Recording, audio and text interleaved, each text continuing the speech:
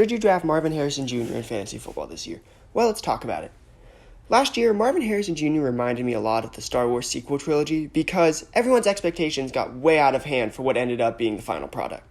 Marvin Harrison Jr. finished last year as the wide receiver 30, despite being drafted as a fringe first-round pick. This year, he's currently ranked as the wide receiver 17 and the 35th overall player. And listen, as I alluded to earlier, last year, the expectation for Marvin Harrison Jr. got out of hand. I know he was super talented. I know who provided half of his genetic information. But, guys, he was a rookie receiver, and he was going as a first-round turn player. What were we doing? I didn't draft any of him because of that, and I looked pretty good because of it by the end of the year. Despite this, on paper and in real-life football, his rookie season wasn't that bad.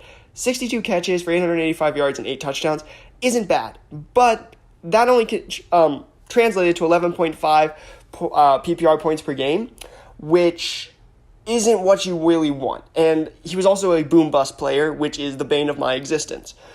And listen, now I get it. The value's dropped a little bit. He's a mid-third round pick, but listen, he's still being overdrafted for where he finished last year. And not a lot's changed for Marvin Harrison Jr. He's still in a receiving room that theoretically is wide open. It's just him and Trey McBride.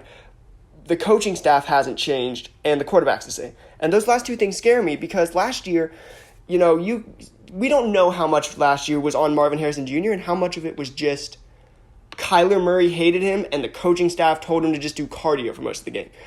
Most of a large portion, I forget what percentage exactly, of Marvin Harrison Jr.'s routes last year were just go routes. He just ran straight and did cardio most of the time. And Kyler's little short ass couldn't see him and didn't throw him the ball. And, it's just hard to see if a coach, like a fundamental mindset change about how to use him will help him, or if it is a little bit of a talent issue. And maybe it's not translating into the NFL well. And by well, I mean, to elite fantasy levels. Because, listen, at the end of the day,